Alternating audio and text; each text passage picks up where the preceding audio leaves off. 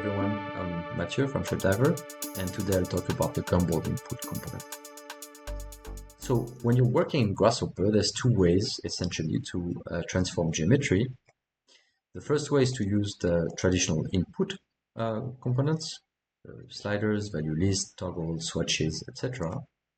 And the second way is to reference geometry from a Rhino document and use transform geometry in Rhino to update the Grasshopper algorithm. Right? In my case, I have a small box digging a hole in a bigger box, and when I transform it, I see the whole update. Right, so that sounds familiar and very trivial for Grasshopper users, but as soon as you're in the context of a web application, and that relies on Grasshopper on a distant server, you don't have access to the Rhino document, you cannot interact with geometry inside it. So we need to find a way to do this in a self-contained web application. And that's why we created the Gumball input component, right? So I'm going to show you how to do this in a few simple steps today. The first thing you need to do, since there is no Rhino document where you work, is to make sure that the geometry that you want to transform using a Gumball is displayed in the scene of the online viewer. And to do this, you can use the GLTF2 display component, the standard display component of the ShapeDiver plugin, and make sure your geometry is displayed using one of those components, right? So now I made it green so we can see it well.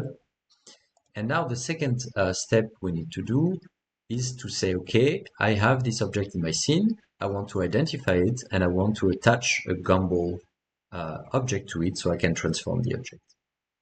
And to do this, it's a similar method than the one I showed in the selection input component video already, so you might want to go back and watch this one. But essentially, it's very simple steps. I can name the display component. I name it my display component in this case. And for the geometry I want to transform using the Gumball, I'm going to attach a name attribute to this geometry. So in my case, I have a box and I gave it the name box, right? So I have one object in my display component named box in a display component called my display component. So now I can go and add a Gumball input to my definition and use the name filter property to say I want a Gumball to be attached to this object that's present in this display component and that has this name attribute. All right, so it's as simple as that. And if you do this, it's already going to partially work in the sense that you'll already see your input in the app, and if you click on it, you'll see a Gumball attached to the object you specified in the component.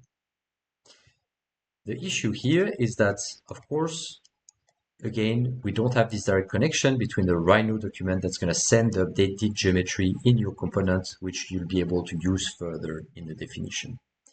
In our case, first of all, we don't have a Rhino document. And second of all, it would be very inefficient to send the geometry, which might be very big, send the complete transformed geometry every time a transformation happens in the online viewer. So what we do instead is that we send only the transformation that was applied, which can include rotations, translations, and also scaling. And so every time a user online will transform the object, the transformation will come back to Grasshopper, which means in Grasshopper here, we want to apply this transformation to the object and make sure it's, first of all, positioned in the updated position that was specified online, but also that its new position will influence the rest of the algorithm. So here in our case, dig the hole, right? And this will have to happen in two ways.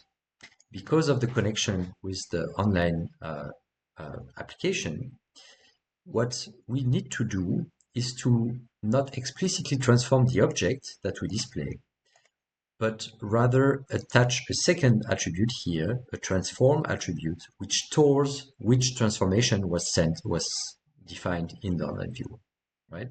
So as you can see here, I'm taking the transformation sent by the Gumball input component. I'm doing some cleanup here and make sure there is a transformation. If none, If not, I send the identity instead. And I'm attaching this transformation as another attribute here before sending back the object to my display component. And that operation will make sure that the object is always displayed in the right position in the viewer. The display component processes all the transformations and makes sure they're positioned correctly online. But as a second step, we also need to make sure that our object is positioned explicitly in Grasshopper, so I can use the new position in Grasshopper to further drive my algorithm. For example, here, dig my hole. So that's why I also use this transform here and the transform geometry component. So taking my mesh in its initial position, I'm actually transforming it and use the updated transform position to drive the rest of the algorithm, right? So the transformation sent by the Gumball input used in two ways.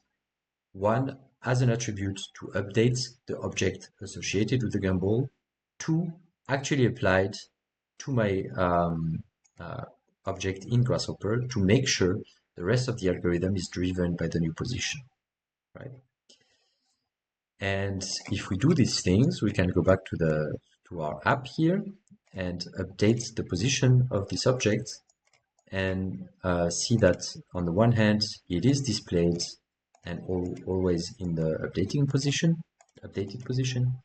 and on top of that, that it is driving the transformation of the rest of the geometry in the scene.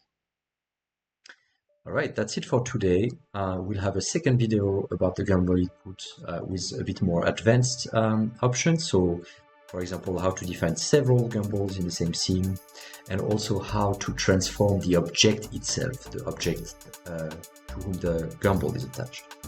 All right, but for today, that's it. Thank you for listening, and see you next time.